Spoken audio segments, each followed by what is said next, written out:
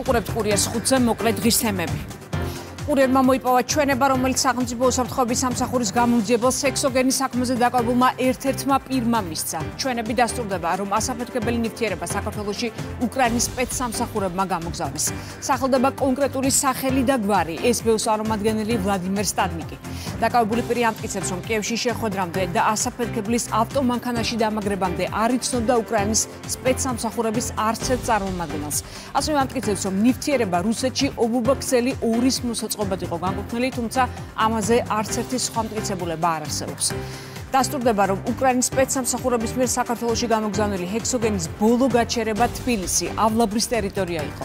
ჩვენების მიხედვით ტყუილია ზოგიერთი მედია საშუალების მტკიცება, რომ თითქოს ქართული სპეცსამსახურები აბრალებდნენ უკრაინელ კოლეგებს ჰექსოგენის საქართველოში გამოგზავნას. ეს ფაქტი თავად ასაფეთქებელი ნივთიერების შემომტანმა დაადასტურა. ჩვენების შესახებ ცვლად კურიერში 6 საათზე ვისაუბრებთ. ახლა ჩვენ პირდაპირ ეთერში ვართ ქუთაისში, სადაც ამ წუთებში პრემიერ-მინისტრი ირაკლი კობახიძე მედიასთან კომენტარს აკეთებს. იღება შეიძლება, ასევე სხვა მიმართულებითაც ვითარდება ქუთაისის აეროპორტის ინფრასტრუქტურა, დეტალურად გავეცანით პროექტის მიმდინარეობას, ყველაფერი კეთდება დაგეგმილ ვადებში და საბოლოო ჯამში, რა თქმა უნდა, ამ პროექტის ბოლომდე მიყვანა უზრუნველყოფს ქუთაისის აეროპორტში მგზავრთნაგადის თვისებრივად გაზრდას. ეს არის ჩვენი მთავარი ამოცანა, ყველაზე მზარდია მგზავრთნაგადის თვალსაზრისით ქუთაისის აეროპორტი და რა თქმა უნდა ჩვენ ინფრასტრუქტურული პროექტით ხელი უნდა შევუწყოთ მგზავრთნაგადის კიდევ უფრო მეტად გაზრდას და აეროპორტის სისტემურ და სისტემატურ განვითარებას. ასევე ჩვენ ქუთაისში დღეს როგორც მოგეხსენებათ გავხსენით დევნილებისთვის აშენებული საცხოვრებელი კორპუსები, სადაც 720 დევნილი ოჯახი იღებს ღირსეულ საცხოვრის. ეს არის ჩვენი მთავრობის ერთ-ერთი უმთავრესი პრიორიტეტი. ასეთი პროექტები ერთდროულად ხორციელდება 5 სხვადასხვა ქალაქში და ჯამში ათასობით დევნილი მიიღებს საცხოვრებელ ბინას 5 სხვადასხვა ქალაქში საცხოვრებელ კორპუსებში.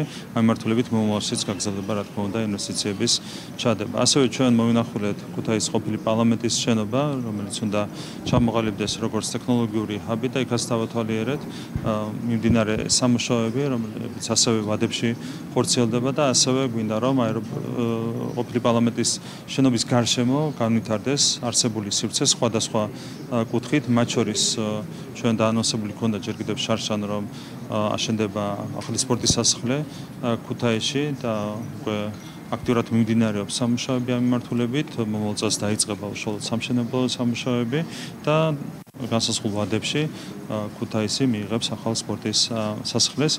ასევე თქვენ მოგეხსენებათ, რომ ყოფილი პარლამენტის შენობის მიმდებარედ გაშენდება ძალიან დიდი სკვერი, რომელიც მასმიძლებს ქუთაისელებს, ქუთაისის სტუმრებს და იქნება ძალიან მნიშვნელოვანი რეკრეაციო სივრცე, თავისი მათ შორის სპორტული ინფრასტრუქტურით და სხვა ობიექტებით. ესაც არის ძალიან მნიშვნელოვანი, რა თქმა უნდა, ქუთაისის განვითარებისთვის. ბუნებრივია, ქუთაისის ზრუნვა დარჩება ჩვენს ერთ-ერთ უმთავრეს პრიორიტეტად. ამასთან ერთად მე მინდა შეგახსენოთ, რომ ჩვენ გვაქვს ამბიციური გეგმები ქუთაისის ნამდვილ საუნივერსიტეტო ქალაქად გარდაქმნასთან დაკავშირებით. სრულიად ახალი ინფრასტრუქტურა გვინდა ავაშენოთ ქუთაისში და ამასთან დაკავშირებითაც მეტ დეტალს საზოგადოება გაიგებს ძალიან მალე. ჩვენ მინდა რომ 10,000 სტუდენტი მიიღოს საბოლოო ჯამში ქუთაისმა და ეს ხელშეუწყობს ქუთაისისთვის ახალი ფუნქციის შეძენას, ქუთაისის განვითარებას.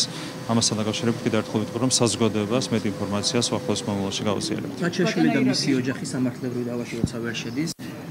გარდიანს უკვეთავენ სტატიას, რომლის მიზანით ბიძინა ივანიშვილის დისკრედიტაცია, ბიძინა ივანიშვილი, რომელიც ამ საქმეში არის დაზარალებულად ცნობილი, თქვენთვის ხომ არ ნიშნავს ეს, რომ ბაჩიაშვილი ცდილობს თავი წარმოაჩინოს როგორც პოლიტპატიმარი, როცა საქმე რეალურად მილიონობით ეს ზოგადად საერთაშორისო მედიის მოსყიდვით ხომ არ ხდება ყალბი ალიბის შექმნა ბაჩიაშვილზე?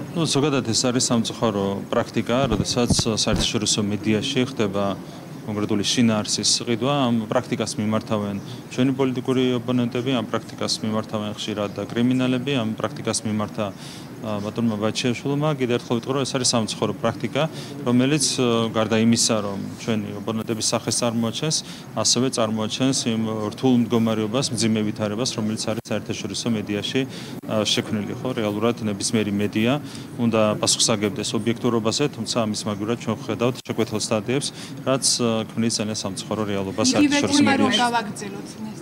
თემას გავაგრძელებ. აი ბიძინა ივანიშვილის ადვოკატმა ცნობილი რომ გაავრცელა განცხადება შეკვეთის სტატიებთან დაკავშირებით, რომლის მიზანია ქართული ოცნების დამფუძნებლის დისკრედიტაცია. გარდიანის სტატიაში მტკიცებით ფორმაშია ნათქვამი, თითქოს ივანიშვილს შტატების ყოფილი პრეზიდენტის ადმინისტრაციამ სანქციები დაუწესა, თითქოს საქართველოში დემოკრატიული ინსტიტუტების ძირის გამოთხრისა და ადამიანის უფლებების დარღვევის ხელშეწყობის გამო. ბაიდენის ადმინისტრაციის მიერ სანქციების დაწესების მიზეზად დასახელდა რუსეთთან საეჭვო კავშირები, რაც ასევე ფაქტებს მოკლებული არის. აი თქვენ. ანუ რა თქმა უნდა, ასეთი შეკვეთილი სტატიები ყოველთვის ებრძნება ხოლმე ყალბ ინფორმაციას, ყალბ სინამდვილეს, რასაც რეალურ სინამდვილესთან არავითარი კავშირი არ აქვს. სწორედ ამაშია რეალურად სტატიის შეკვეთის არსი, ხო? შენ შეგიძლია ნებისმიერი სიცრუე გაავრცელო თუ ამისთვის გადაიხდი ფულს და თან მით უმეტეს თუ შენ ინტერესები ემთხვევა deep state-ის ინტერესებს, ხო? ჩვენ ვიცით რამდენად დიდია deep state-ის გავლენა საერთაშორისო მედიაზე, მათ შორის ევროპულ მედიაზე, ამერიკულ მედიაზე. ეს არის ძალიან სამწუხარო რეალობა, რეალურად ხდება ყალბი ინფორმაციის გასაღება, რეალური ინფორმაცია სწორედ ასეთი შეკვეთილი სტატიების საფუძველზე. კურიერმა ექსკლუზიურად მოიპოვა ჩვენება, რომელიც ექსოგენის საქმეზე დაკავებულმა ერთ-ერთმა ფირმამ მისცა გამოძიებას. ჩვენები დასტურდება, რომ ასაფეთქებელი ნივთიერება საქართველოში გამოიგზავნა უკრაინის პრესამსახურების მიერ და სახელდება ერთ-ერთი პირის სახელი და გვარი. დაკავებული პირი ამტკიცებს, რომ ის ვიდრე ასაფეთქებელი ნივთიერება განთავსდებოდა ავტომობილში, არ იცნობდა პრესამსახურების არცერთ წარმომადგენელს და ამტკიცებს, რომ ეს ნივთიერება უნდა ჩაეტანათ რუსეთში, თუმცა ამის დამადასტურებელი სხვა ფაქტი არ არსებობს და პირიქით გამოძიების მიერ გამოიკვეთა და არის არგუმენტები, რომ ეს ნივთიერება განთავსების ბოლო ადგილი უნდა ყოფილიყო თბილისი ავლაბის ტერიტორია, რაც მიუთითებს თქვენთვის ეს ფაქტი. ზოგადი კომენტარი მოგვი გავაკეთე ამასთან დაკავშირებით, როდესაც ასეთ უხეშ დამოკიდებულებას ავლენ ჩვენი სახელმწიფოს მიმართ უკრაინის ხელისუფლება, ეს არის რა თქმა უნდა ძალიან შემაშფოთებელი, ეს არის უკიდურესად შემაშფოთებელი.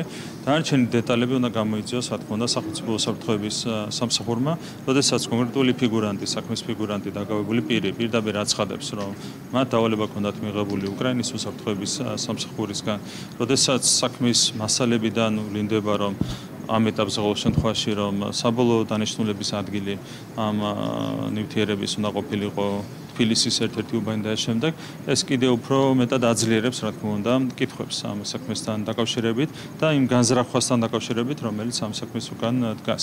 დანარჩენი უნდა გამოიძიოს უსაფრთხოების სამსახური. გურჯულაძის განცხადებაზე გკითხავთ თუ შეიძლება 4 ოქტომბერს დაანონსებული ხელისუფლების გადაბარებისა და მშვიდობიანი რევოლუციის შესახებ როგორ შეაფასებთ? ეს არის არასერიოზული ხალხის არასერიოზული განცხადება, ხო, თქვენ იცით ძალიან კარგად, რამდენად სერიოზულად შეიძლება აღიქვას ადამიანმა ბატა ბურჯულაძე, როგორც პოლიტიკოსი, აქედან გამომდინარე გადაერთხელ ვიტყვი, რომ ეს არის არასერიოზული ხალხის არასერიოზული განცხადება. ჰოლანდიის ელჩმა საიდუმლო დუმას სპინძლა ელენე ხოშტარიას მას შემდეგ, რაც მან დააზიანა კახაკალაძის საარჩევნო ბანერი, შეხვედრის ფაქტს ადასტურებენ თავადროაში და ასევე აღსანიშნავია ისიც, რომ ევროკავშირის პრეს-სპიკერი ელენე ხოშტარიას მოიხსენიებს პოლიტპატიმრად და ამბობს, რომ მას ისევე როგორც სხვა ოპოზიციონერებს ევროკავშირი მხარდაჭერას უცხადებს და ხელისუფლებას მათი გათავისუფლებისკენ მოუწოდებს. როგორ ფიქრობთ, აი გადაიხდის თორე ელენე ხოშტარია დირაოს? აქ ცნობილი გახდა, რომ ბრალი წარადგინებას 570 ლარაჩეფას და დაზიანებული ქონები. რაც შეეხება გირაოს ეს მისი საქმეა, ამას კომენტარს ვერ გავაკეთებ, მისი გადასაწყვეტია გადაიხდის თუ არა გირაოს.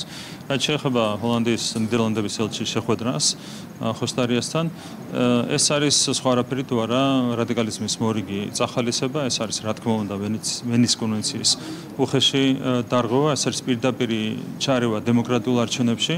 რა თქმა უნდა, ელჩები ასე არ უნდა იქცეოდნენ, არ ეკადრება არც ერთ ელჩს ასეთი საქციელი. თუ შეიძლება ხოშტარიას თემაზე გავაგრძელებ, დაკავება რომ შევაფასოთ, თუ შეიძლება ელენე. რა შეიძლება დაკავება აქ მარტივად მოქმედებს სისხლისამართლის კანონმდებლობა, როდესაც ზიანი აღემატება 150 ლარს, პროკურატურას ევალება საქმის აღძვრა, შემდეგ ლოგიკური გაგრძელება არის დაკავება. რაც შეეხება აღკვეთის ზომას, ამაზე სასამართლო მიიღებს გადაწყვეტილებას, ეს არის თავიდან ბოლომდე სამართალდამცავი ორგანოების საქმე.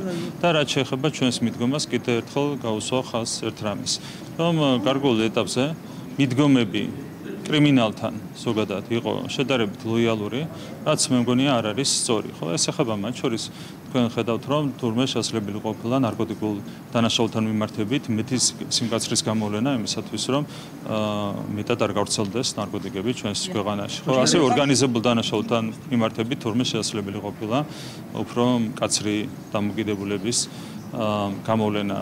სხვადასხვა ტიპის დანაშაულს ეხება ეს ყველაფერი, იგივე ეხება პოლიტიკურად მოტივირებულ დანაშაულს. თუ კანონი არ იმოქმედებს მთელი სიმკაცრით, სხვადასხვა კატეგორიის დანაშაულთან მიმართებით, ეს ეხება კიდევ ერთხელ ნარკოტიკებს, ორგანიზებულ დანაშაულს, კორუფციას, პოლიტიკურად მოტივირებულ დანაშაულს, ვიდრე არ მოქმედებდა მთელი სიმკაცრით კანონები ყველა ამ მიმართულებით, მანამდე იყო კიდეც პრობლემები, როგორც ხედავთ. ამ მიერიდან ყველას უნდა ახსოვდეს, რომ ნებისმიერი კატეგორიის დანაშაულის მიმართ იმოქმედებს კანონი მთელი სიმკაცრით. ეს ეხება თანაბრად როგორც კორუფციას, ისე ორგანიზებულ დანაშაულს, ასევე ნარკოტიკულ დანაშაულს და ასევე პოლიტიკურად მოტივირებულ დანაშაულს კანონი იმუშავებს მთელი სიმკაცრით. ეს არის პირობა, რომელსაც ვაძლევთ საზოგადოებას მთელი ხელისუფლების სახელით. ხოშტარიას დაკავებიდან რამდენიმე საათში მის ოჯახს ჩაერიცხა 9 მილიონი რუბლი, რაც 100,000 დოლარის ეკვივალენტია. როგორ აფასებთ ამ ფაქტს? ეს არ არის პირველი შემთხვევა, როცა მის ოჯახს ერიცხება რუსეთიდან. ალბათ კარგი იქნება ნიდერლანდების ელჩმა შეაფასოს ასეთი ფაქტები. თქვენ ხედავთ, რამდენად უხეშად მუშაობს ორმაგი სტანდარტები ჩვენს ქვეყანაში. ხო, არიან ადამიანები, რომლებსაც თავი მოაქვთ მთავარ ანტირუსებად ჩვენს ქვეყანაში და ამ დროს რუსეთიდან პირდაპირ ბიუჯეტიდან, ხაზინიდან ერიცხებათ თანხები. ხო, ეს ადამიანი ხოშტარია იყო ყველაზე რაღაც რადიკალური რიტორიკის, რადიკალური ნაბიჯების მომხრე რუსეთის წინააღმდეგ. ამ დროს თვითონ პირდაპირ რუსეთის ბიუჯეტიდან იღებს თანხებს. და ყველა საინტერესო დეტალი აქ რა არის, რომ ამ ეგრეთ წოდებულ ანტირუს ლიბერალებს, რომლებიც გამოდიან და ხან შტაბთან აწყობენ აქციებს 30 კაცით, ხან სხვაგან მიდიან რუსთაველის გამზირს კეტავენ და ეს შემდეგ ნული რეაქცია აქვთ ამასთან დაკავშირებით. ყველა არის ყალბი. ყველა ეს ადამიანი არის ყალბი და ერთ-ერთი მათ რაც ამოძრავებთ, ეს არის დაკვეთა, რომელსაც იღებენ ქვეყნის გარედან, ეს არის ფული, რომელსაც იღებენ ქვეყნის გარედან. რა თქმა უნდა, ჩვენ ვერც ერთი ქვეყნის სპეცსამსახურს ვერ მივცემთ ამ ქვეყანაში არეულობის შემოტანის საშუალებას. მნიშვნელობა არ აქვს, ეს სპეცსამსახურები მოქმედებენ ჩრდილოეთიდან, სამხრეთიდან, აღმოსავლეთიდან თუ დასავლეთიდან. ევროკავშირის არასამთავრობო ორგანიზაციის წარმომადგენლებს შეხვდა, მათ შორის ერთ-ერთი არის საქართველოს წარმომადგენელი, რომელიც სოციალურ სფეროში გამოირჩევა სიძულვილის შემცველი განცხადებები. დღეს ასევე ორგანიზაცია ბიურომ განაცხადა, რომ ამ ორგანიზაციის საქმიანობას სწავლობენ, რამდენად მიზნობრივად დაიხარჯა გრანტები, რაც ნიშნავს თქვენთვის ელჩის შეხვედრა და ასევე ანტიკორუფციული ბიუროს სულიერ დაწყების გამოცხადება. რატომ აკეთებენ ამას ევროპელი ელჩები, მე არ ვიცი, რატომ აკეთებს ამას ევროპული ბიუროკრატია, მე არ ვიცი. ისინი პირდაპირ ახდენენ იმის ილუსტრაციას, რაზეც ძალიან ბევრი საუბრობდა მანამდე წლების განმავლობაში, ხო? რეალურად დღეს ქართული ხალხის თვალში ევროპული ბიუროკრატია ასოცირდება რადიკალიზმთან, ძალადობასთან, დემოკრატიის უგულებელყოფასთან, ყველა ამ არასწორ, ასე ვთქვათ, განვითარებასთან, რასაც ჩვენ ვხედავთ ევროპული ბიუროკრატიის ხარეს. და ეს რა თქმა უნდა პირდაპირ უარყოფითად აისახება არა მარტო ევროპული ბიუროკრატიის, ევროკავშირის იმიჯზე და რეპუტაციაზე ჩვენი საზოგადოების თვალში. ეს პროცესი უნდა შეჩერდეს. ამისათვის მნიშვნელოვანია, რომ ელჩები იქცეოდნენ პირველ რიგში კეთილსინდისიერად, იქცეოდნენ ვენის კონვენციის შესაბამისად, არ აღვივებდნენ უხეშად საზოგადოების თვალწინ რადიკალის სიძულვილს ჩვენს ქვეყანაში. არ შეიძლება ევროპელი ელჩები თავს წარმოაჩენდნენ ქართული საზოგადოების წინაშე როგორც სიძულვილის ელჩები. დღეს ასეა, ხო? ელჩების დიდი ნაწილი საკუთარ თავს ქართული საზოგადოების წინაშე წარმოაჩენს როგორც სიძულვილის ელჩი. ეს არის ძალიან სამწუხარო რეალობა.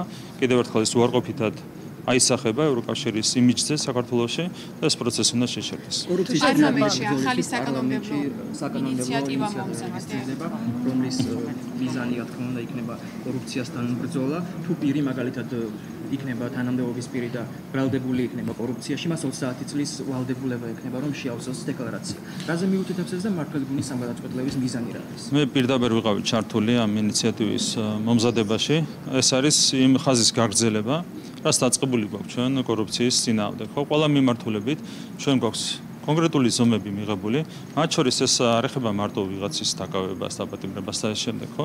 მაგალითად, თუ ჩვენ თლიანად გავასაჯაროეთ მთავრობის გადაწყვეტილები ნებისმიერ ადამიანს შეუძლია გაეცნოს 10,000-ობით აქტს, რომელიც ქვეყნდება.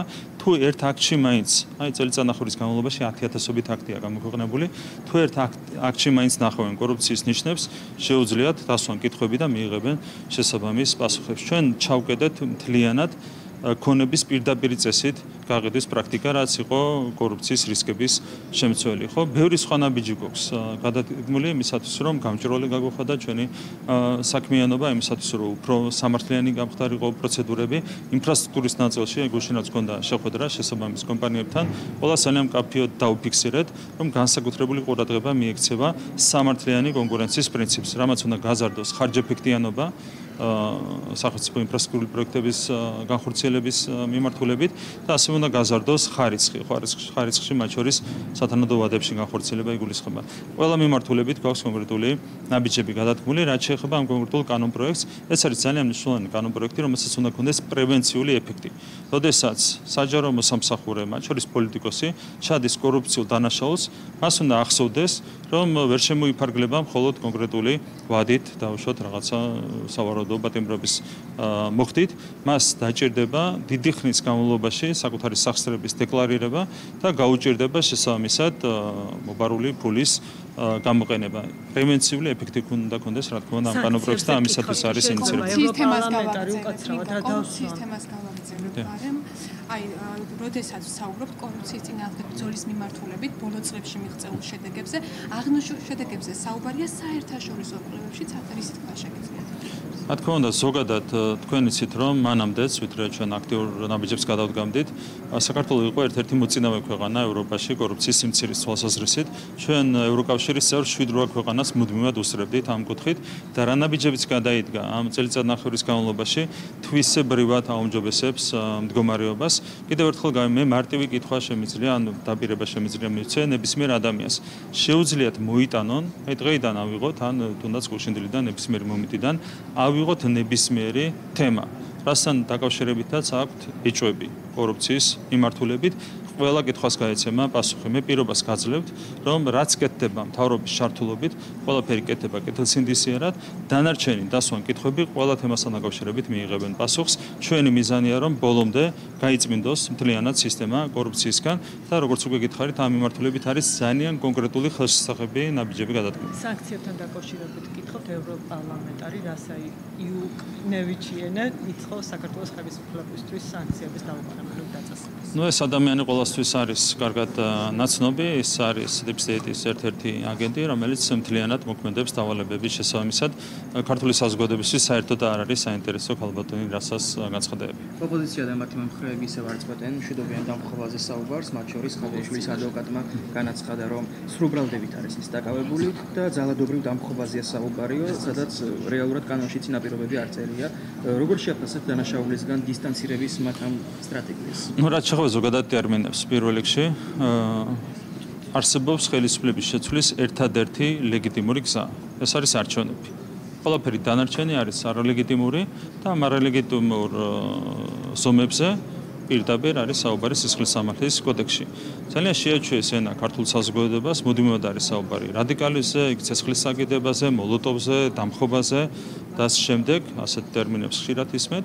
რა თქმა უნდა, ჩვენ ამ პრაქტიკას ვერ გავაგრძელებთ. აქაც ისევე როგორც კორუფციული დანაშაულის მიმართ, ორგანიზებული დანაშაულის მიმართ, ნარკოტიკული დანაშაულების მიმართ, ასევე ასეთი ტიპის პოლიტიკურად მოტივირებული დანაშაულის მიმართ გვექნება განსხვავებული მკაცრი მიდგომები და ამას ყველა უნდა შეეგოს, ამას ყველა უნდა გაუსწოროს თვალი. აქედან გამომდინარე, ყველას მოუწოდებ, რომ უფრო ფრთხილად მოეკიდოს საკუთარ რიტორიკას. ხო, არ შეიძლება ქართულ საზოგადოებას წლების მანძილზე ეს მოდეს საუბარი დამხობასთან, ცეცხლთან და უბედურებასთან დაკავშირებით ან ვისგან, ნაცებისგან, როდესაც ისმენ 13 წელი ამაზე საუბარს, ეს რა თქმა უნდა არ არის მისაღები სახელმწიფოსთვის, ამიტომ სახელმწიფო და მისი კანონმდებლობა იქნება სათანადოდ მკაცრი ნებისმიერი ასეთი რადიკალიზმის გამოვლენების მიმართ. ამ თემას დავამატებთ, რაც მხარი მიიჩნევს, რომ სიტყვა მშვიდობიანი მას ათავისუფლებს სასჯელისგან, თქვენ როგორ შეფასებას გაუკეთებთ ამ? ასე ეგონა ბატონ ანიტასაც, თუმცა სხვანაირად აღმოჩნდა.